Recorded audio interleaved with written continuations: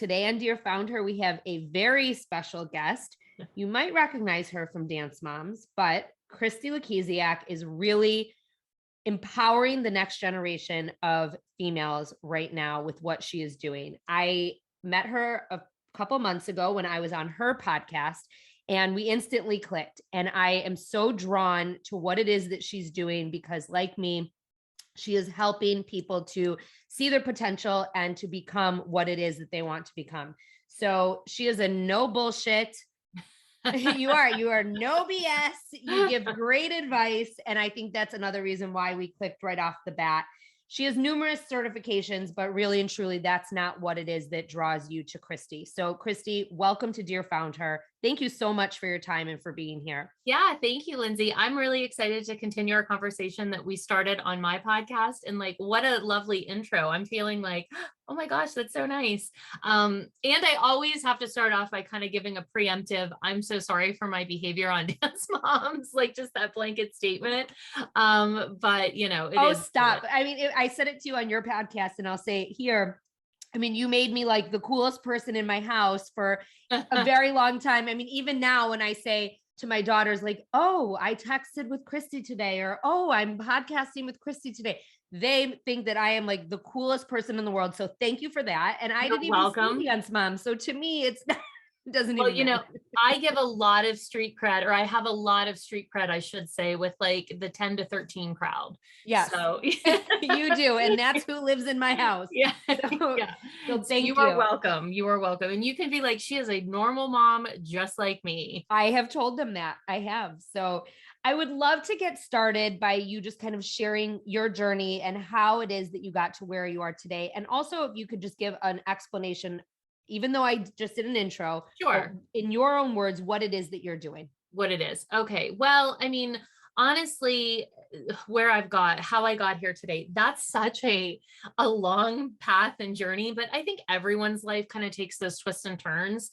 Mine just happened to include like a reality show, truly, that most people don't experience. So about 10 years, well, no, it was 11 years now when Dance Mom started. I owned a small fitness franchise where I was teaching younger children, like little ones, health and fitness. And when the whole onslaught of Dance Moms came to be, I was no longer able to run a business effectively just because, my God, the time commitment.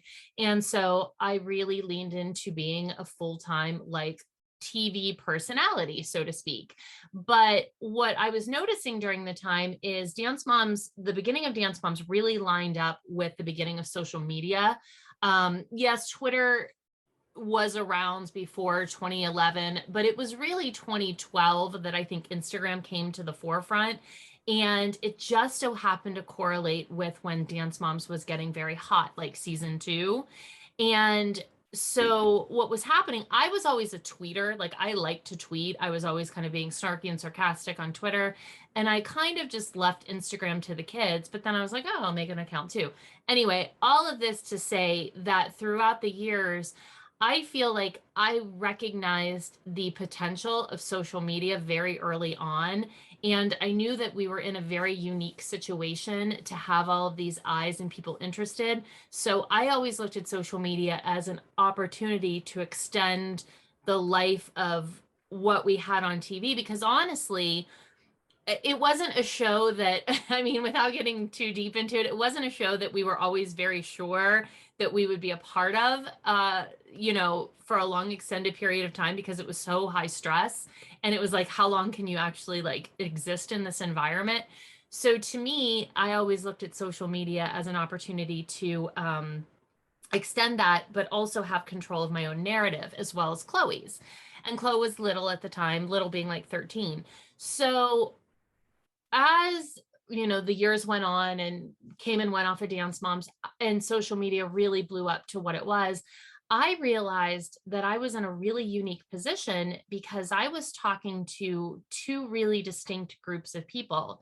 I was talking to women who were older, and I'm using that very loosely, but more like my colleagues and my peers, my contemporaries who were the moms. But then I had this really interesting dynamic or conversation with these younger women who had grown up watching me parent Chloe on Dance Moms.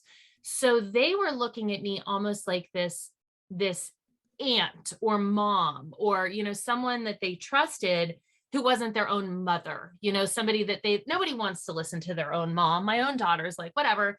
But for whatever reason, they were willing to kind of quote unquote listen to me. So it took me a long time to kind of realize that that was something that I liked, that I felt that it took me a while to get my head like wrapped around, am I good at this kind of, and to start thinking of how I can impact them beyond just like making them laugh because I was acting ridiculous on a TV show.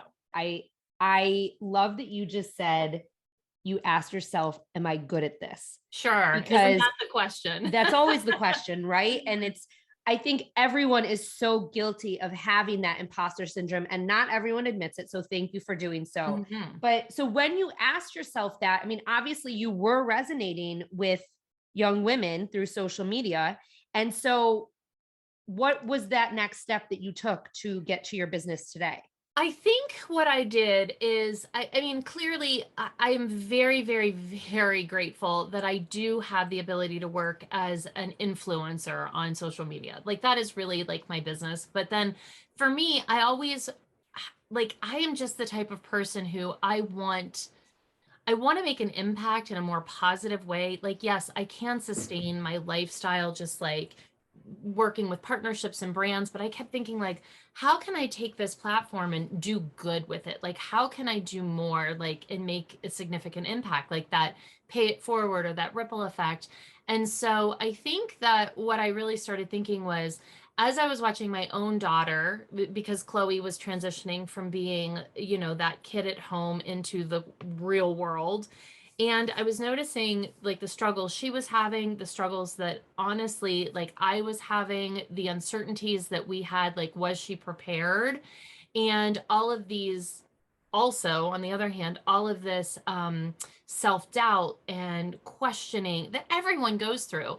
And I realized that everyone was going through that same, or I shouldn't say everyone was, but everyone goes through that. And I just began having conversations around that dialogue with, through my socials. And I was realizing that, people sit in class for hundreds of tens of thousands of hours learning things that you're not going to really use in your life, but nobody's teaching you those real applicable things that you need in order to effectively adult. And one area that I know women, especially young women, feel very, very insecure about is just having any sort of like financial, just what's the word, not knowledge, but even just like financial literacy at all. And so those were things that I was like, well, let me tell you the things that I'm telling Chloe. So it all began very organically. And then COVID hit, and then I had a lot of time on my hands. Well, but you started it online, but you do virtual events, and you have like a community now where people can sign up to be a part of this. So talk a little bit about that, because that is a really big extension of your social media platform. And I would venture to say a place that a lot of people know you just as well there as they do on Instagram.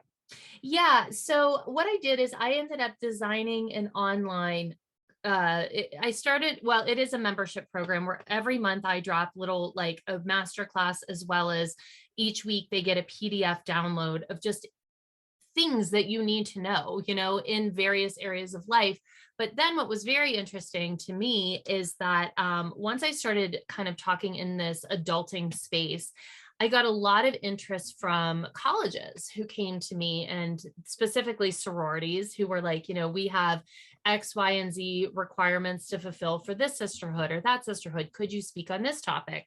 And at first I was a little, of course you go through that. Well, what am I going to say? Again, that imposter syndrome.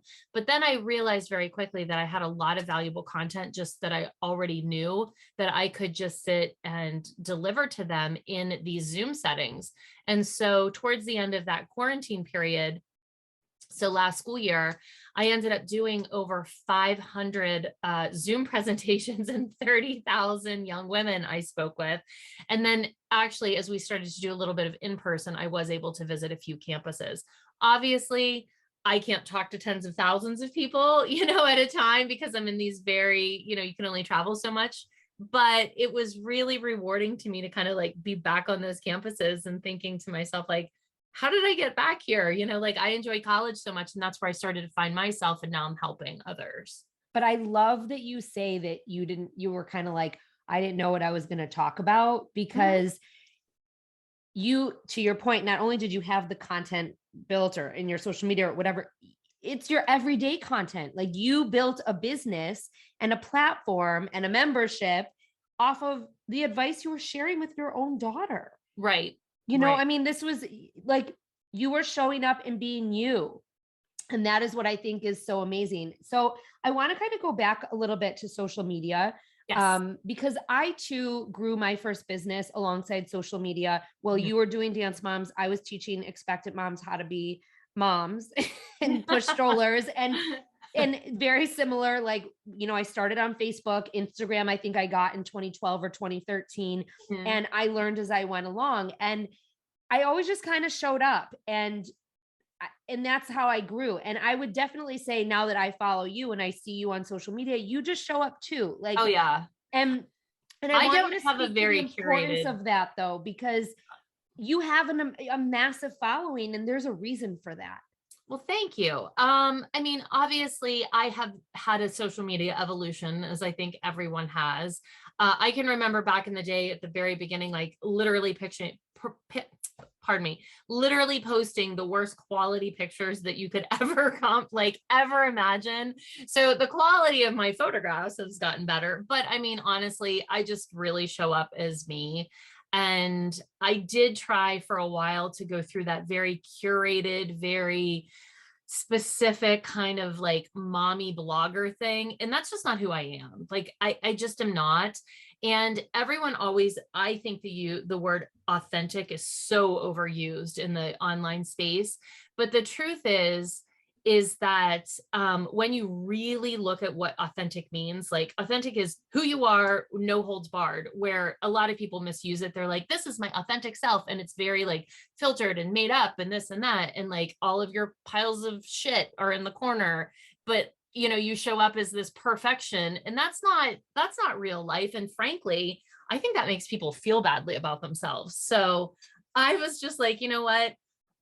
I will roll on social media, like straight out of bed, no makeup on. I don't care, because honestly, if that resonates with one person and makes them feel better about, getting through their day, then my work here is done. What was that moment that you were able to recognize, like, that's not who I am? Like, how did you come to that conclusion? Because I think that there are a lot of people who want to get there and who Sure. think they should be there. And I also think there are a lot of people who show up regularly trying to be something that they're not, because they're trying to be something that they think they should be, which is just such bullshit. Yeah. And then they don't have any connections with anyone on social Yep. media. And it's just, bleh, and those are the people that you unfollow, right? Yep. So like, what was it that was like, you know what, this isn't me?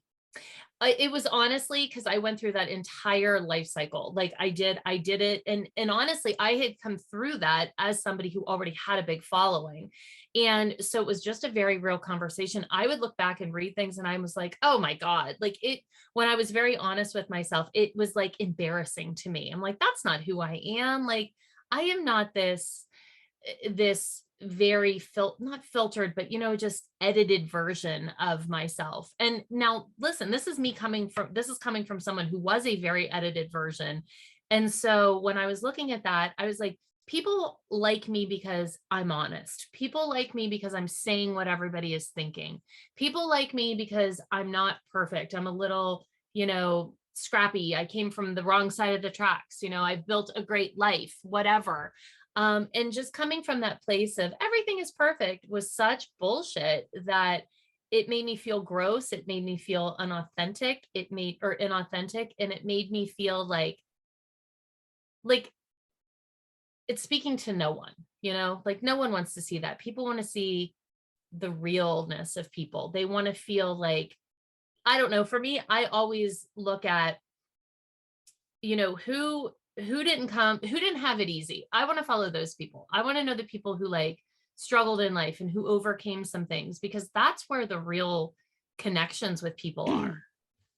How have you instilled this mantra and I guess this way of thinking about social media into your kids? Because I think Oof. that's a really big I wasn't even actually expecting that I was going to ask you this, but I'm Mhm. going to ask you this because I'm dealing with this now and like helping to navigate my kids on TikTok. My one daughter has TikTok, but Sure. just like in explaining to her that like it's not about likes, it's not about this, and Mhm. like you like just there's so much, right? And that's I know this is Yeah. a big loaded question, but your daughter, they have presence on social media. So how do you communicate this to them and how have they embraced it?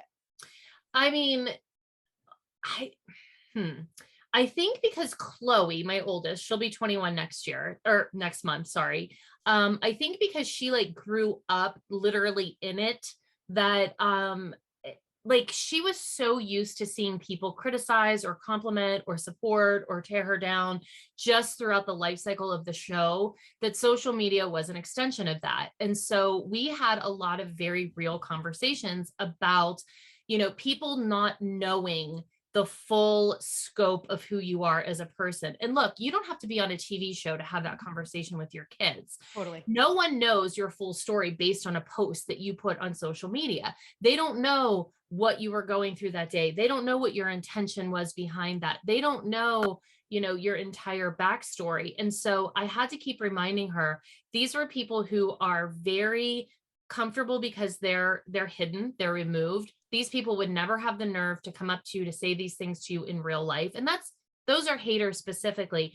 But I always really made it as far as like that validation that none of that really means anything. Like, because those are people who could admire you, who they could love you, but they don't know you too. It's the same thing, just flipped.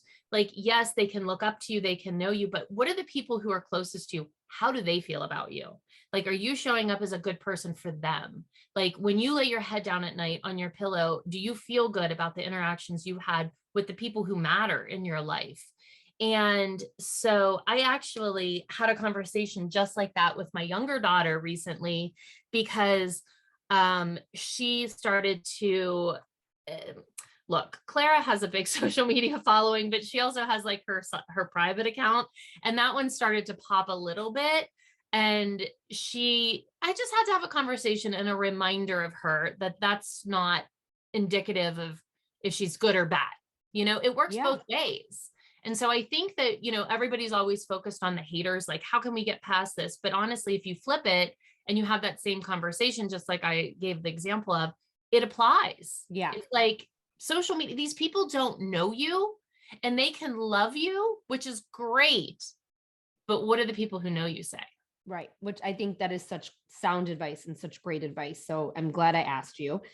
I also want to ask you about social media. You said something very interesting. You said, you have these two audiences. Mhm. And so how do you manage and navigate talking to both and making sure you're including both and that you're appealing to everyone? Because you have a massive audience and those are two very distinct messages. And I think a lot of business owners grapple with this because Yeah. they do talk to multiple types of people or multiple Sure. demographics, and I think it can be really it can be overwhelming.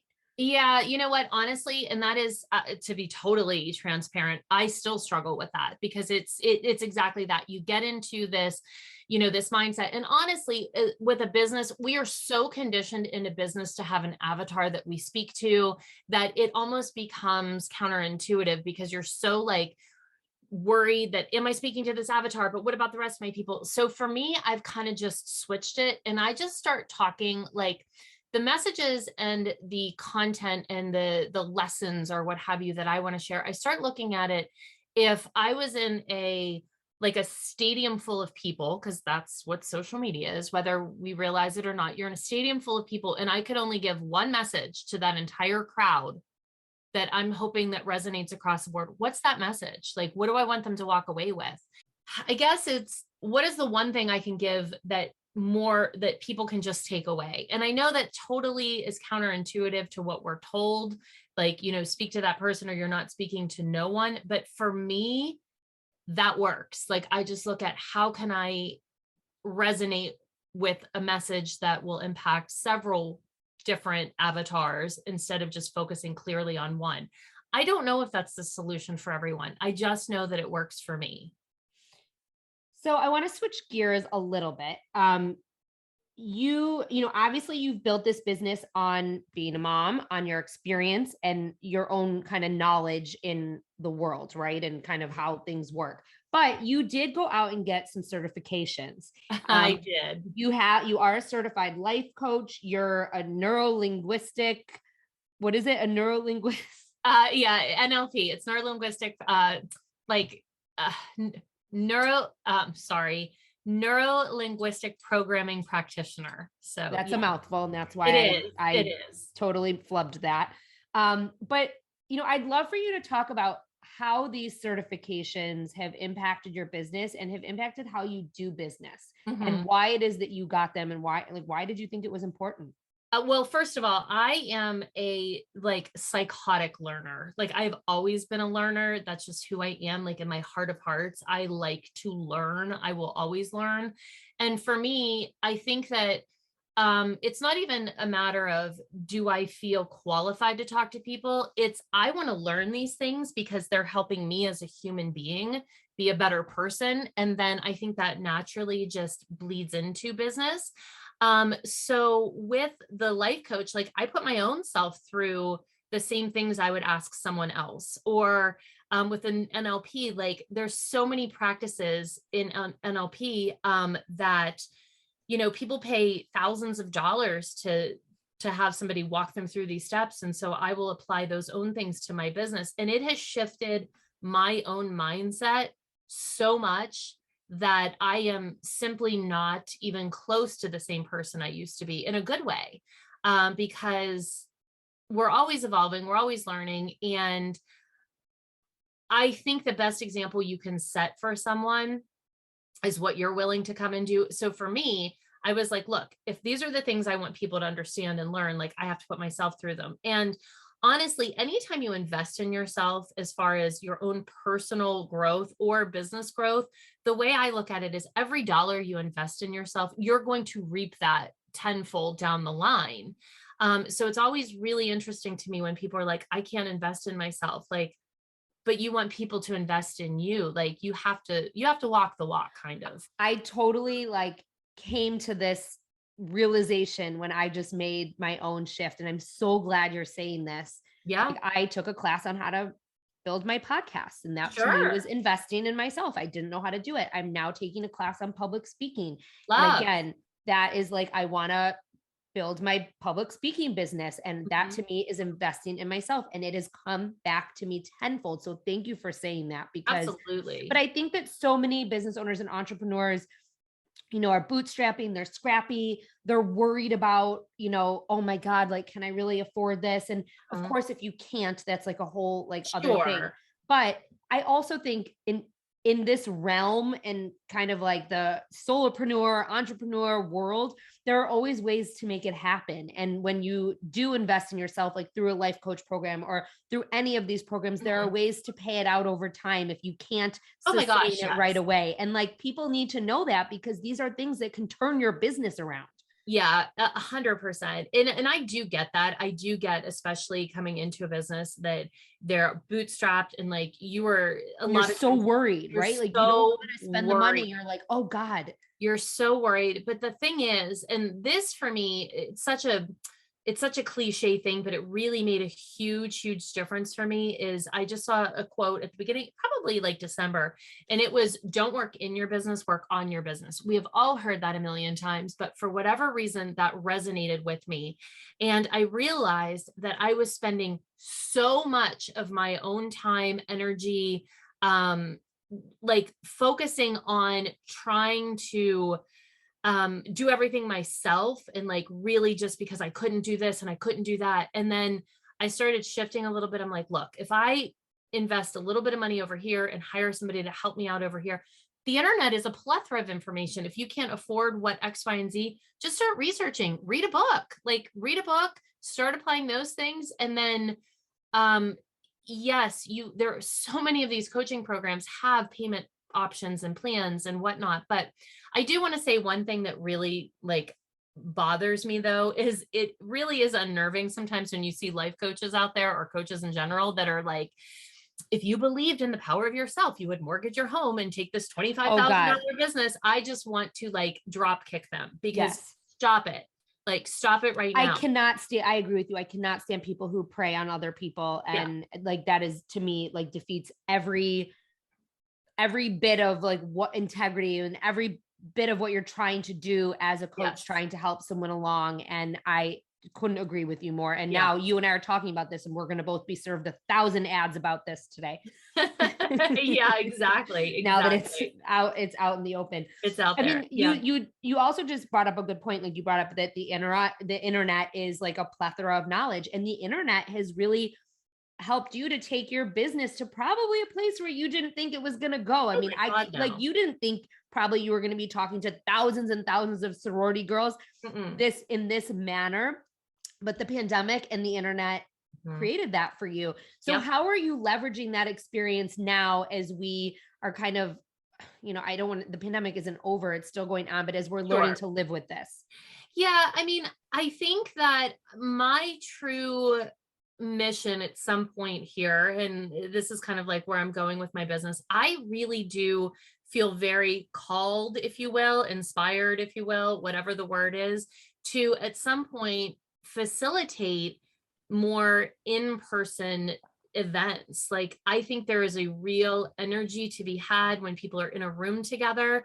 And also, I'm in this really unique position where I can almost act like a like a friend matchmaker, almost like bringing people together who are all in the same stage of life, and that they can be support systems and develop these relationships or friendships. So I'm trying to figure out and walk that walk of like how I can make that happen in a new and different way, because honestly, things like this have been done, but things that feel right for me and my audience. So I don't know. I'm figuring it out as I go. I will screw up a million times, but that's fine. I think it's important to say that too. I mean, you bring up so many good points that I think a lot of founders and entrepreneurs just don't want to say. And that's like, of course, like figure it out as you go. And oh my God, yeah. But so many people don't want to admit that. They don't want to say it. Like, I am in the same camp as you. And I think this is why we clicked when we first talked, is that like, just do it. And like, yeah, you might fuck up, but like, just do it and you'll make the changes. And it doesn't mean you're a failure. It just means you're learning as you go, to your point. And like I pivoted on something last week, and like, it is what it is. Like, something I put out didn't resonate as much as I wanted it to. And so I'm changing the order of doing things. And that's being an entrepreneur. Sure. No, and that's the thing, is people are so fixated on doing it right. But you said you might fuck up. You will fuck up. Yes. You're supposed to. And honestly, the other thing, and I kind of joke around about this in all of my teachings, like I've had a million different types of careers in my life. And it's sort of this ongoing joke, like I'm always pivoting. And I have been very hard on myself in the past, thinking like, oh, I'm a failure at these things. And honestly, coming from an entrepreneur like mindset, you're not failing if something doesn't work. You have learned massive things from that, and you're taking away lessons that you will pivot. It is not a failure. It is a stepping stone. You had to do that so that you learned X, Y, and Z to get you to the next spot. Exactly. So when everyone beats themselves up, I'm like, stop. And again, that was a huge thing that I needed to work on internally, because I was like telling myself that same story. And then I really sat back and I thought about it. I'm like, bullshit. You did not screw up. You learned a ton, and good for you. And all of those experiences will set you up for success at the next level and the next level, and you build upon it. So you have to make mistakes in order to succeed, period. And again, going back to what I said, no one wants to work with, learn from, be inspired by somebody who's had it all right from the get-go. That nobody's life is that easy. No. And so if like it's, I'm trying to think of somebody, like, obviously the example of somebody born into a business comes to mind, but you love the stories of the entrepreneurs and the people who like made success out of nothing, or, the light bulb, I found 799 ways not to make a light bulb, whatever.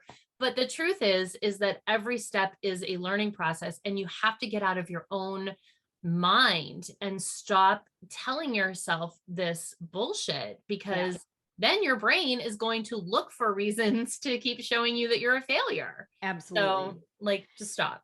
So I want to just kind of I want to be able to share with the audience and the listeners a little bit more of what you cover both on your platform and in your talks. I mean, we talked a little bit about financial literacy, but if someone were to say to their daughter, like, hey, I think that you should really check out Christi Lukasiak because she has some great no bullshit advice and she can really help you with life. What will people find? Okay, so for the adulting program specifically, in that program, I do talk about 5 different areas of life. We talk about like school/career, things like, what does business casual really mean? Or how to follow up on an interview, or how to write an email in the appropriate way. Like, ladies and gentlemen, you are only allowed 1 exclamation point, if that, things like that. Then we obviously go into finances because that's such a huge concern of everyone's, rightly so. So we do finances. Then we do what I call, like, I jokingly call it Becky Homeki because it was something I said on Dance Moms, but all of the things that you need to know in your home. Like, what are those things? Like, what's a breaker? How do you change a breaker? What is a breaker? What is it? How to go and have your car serviced, like all of those types of things. And then of course we go into wellness. I mean, I literally have a script in the program that says how you call and make your very first doctor's appointment on your own. Like, what do you need to ask? What do you need to know? How to keep track of your medications? What are important things that, whatever, but wellness. And then the final area is out of office, which I kind of refer to as like the champagne bubbles of life, all of the fun things that you want to do, such as friendships and travel. And how do you travel the first time on your own? Like, what are the safety requirements? Like, how do you get a passport? Stuff like that. So it's really like solid, applicable, like, here is this information, and they know it's coming from a trusted resource. So that's really adulting. And when I go in and I speak to my groups and my sororities and other groups that I've spoken to, it gets a little bit more life coachy, where how can we make these, like, what are the shifts and what is the power that we have within ourselves, and how can we leverage that to really start to identify the areas that we have control over, instead of always feeling like we are just, riding along on a leaf, in the wind of life. Like, you really have a lot of power in yourself. And so we talk a lot about that. And that's really where I'm headed. I think my next big push of what I'm doing is I'm taking some of those teachings and I'm going to bring it outside of just making it available to the sororities. I'm going to do a 5-day workshop, via Zoom in May, where I'm talking more about like those mindset shifts and how you can come from a place of letting go of your past and looking at the opportunities in a new way, and really trusting yourself to know what is right for you. Because look, we all have these internal GPS systems that we all know where we want to go in life. But unfortunately, we're so conditioned to ask and be validated by everyone else around us that it's almost like calling somebody 3 states away and asking them to give you directions down the street. Like, they have no idea. So it's more about trusting yourself. And obviously, I take a lot of my own experiences that people watched on TV unfold, and I use them as examples of how I've been able to let go of certain things and get to where I am now. So these are like the life lessons that everyone needs. I'm so glad I found you and that we were connected, because as the mom of 2 girls, like, I mean, I am going to eventually need to point them in your direction, because moms need help too. Moms need help too. I don't know. I don't always know the answer. I don't always know, and to know that there are resources out there like this. And also, I love that you're teaching these life skills. I couldn't help but laugh when you said that, because I was talking to a friend the other day and she was like, oh my God, I have this employee who's 26 and her mom makes her doctor's appointments. Yes. And I was, what? Yes. I was like, what you mean? I was like living alone at 23 and like, I know, my own rent. And I wasn't like, what? Yeah. My husband had someone who, in his office, her dad called her off of work one day because there was too much snow. And he's like, I can't, like, it's hilarious. But it's so important that our girls know how to navigate these things on their own. And for you to be teaching them is incredible. Wait, what were you going to say? No, I was just going to say the one thing that was cute that you said, as a mom, you don't always know that. I mean, no mom knows everything, my God, but that is one thing I kind of jokingly say to all the moms out there. I'm always like, listen, I've got you. They're not going to listen to you, but they'll listen to me, and I'm going to tell them the same shit you would tell them. I promise. Right. No, but which is like so nice to have that resource, right? Yeah. And then talk a little bit about Christi's Couch, because I loved being on your podcast, and I think it's another great way for people to connect with you, whether off of Instagram, or if they're not necessarily in the demographic or the realm for your adulting class. Like, this is another great place to kind of get your no BS advice. Yeah. Christi's Couch is sort of a menagerie of just a lot of different things. Obviously, people are very dynamic. We have lots of different interests, and that's really what the podcast is. I try to bring on obviously lovely guests such as yourself, who can give my audience really great insight, which, by the way, your episode resonated with so many people. I got so much great feedback from your episode. Thank you so much. Yeah, people loved you. Thank you. Which rightly so. I mean, you have a wealth of information, and I love that I had so many people who were in that business mindset that wanted to hear more, which that makes me so happy. Thank you. Yeah.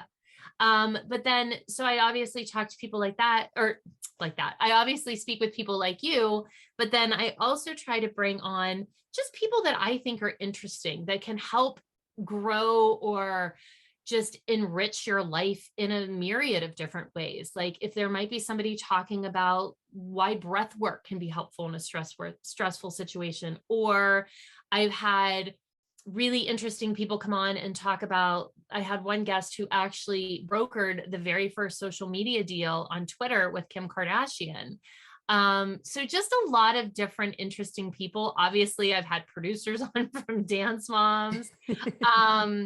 And then I just sprinkle in things that I'm naturally interested in, like I do love a true crime story. So I'll give you my opinion on who I think did it, so it's a mishmash of things, but it's very me, if that makes sense. Of course it does. If you could go back 10, 15, 20 years, like, would you think that this is what you would be doing? No, absolutely not. I mean, my God, I could barely check an email, 20 years ago. And now the internet has just made so many possibilities open up for so many people. And that's why I think one of the biggest messages I give to all of the women I speak to, I'm like, don't ever abandon something you're passionate about. Don't ever abandon like a little, like even a kernel of a dream, because the world is at your fingertips. It wasn't there for your grandmothers or your great grandmothers. Like, you have an opportunity unlike anything else in the world, or ever before in time, I should say. So there is a way to take something that's an interest or hobby and build something beautiful and massive out of it, So that segues very nicely into my final question, which I ask all of my guests. I always ask, what are 3 things that you would tell someone who's starting out right now, or who wants to start out, or who just can't figure out like how to take that leap to starting their own thing? It's never going to be right. So you never, ever can wait for the timing. Like, you can't wait for when I do this and I do this and I do this, because you will always find something that has to happen before. So you have to just leap. Your parachute will open. You have to have unwavering faith, like you do. And I don't mean spiritual, like you go to church. I mean, you have to have faith, like whatever it is you believe in, like you have to have faith that it will work if it feels right to you. And I don't mean it feels right to you because you're chasing something because like you want to make X amount of money. Like, if it feels right in your heart and soul because it's like something that speaks to you, that's when it works. So don't wait to start. Do something that speaks to you, and always, always, always keep something in your life that is a passion, like a passion hobby, a passion interest, because it's funny how those things will start to weave their way into your life. And sometimes that's when it ends up being like your work ends up being play, like you love something or you do something. that you're like, I never thought that I would have a business doing this. Of course. Christi Lukasiak, thank you so much Well, thank you for so much your for having time and me. for sharing your knowledge with us. And we will link everywhere in the show notes where people can find you and find your courses. And I'm so excited to see what's next. And we'll have to have you back on when that happens so that we can continue this conversation and can continue to share. Absolutely. Well, thank you so much for having me. This was a real pleasure. Love talking to a smart businesswoman, per usual, made my day. Thank you. So thank you so much for having me.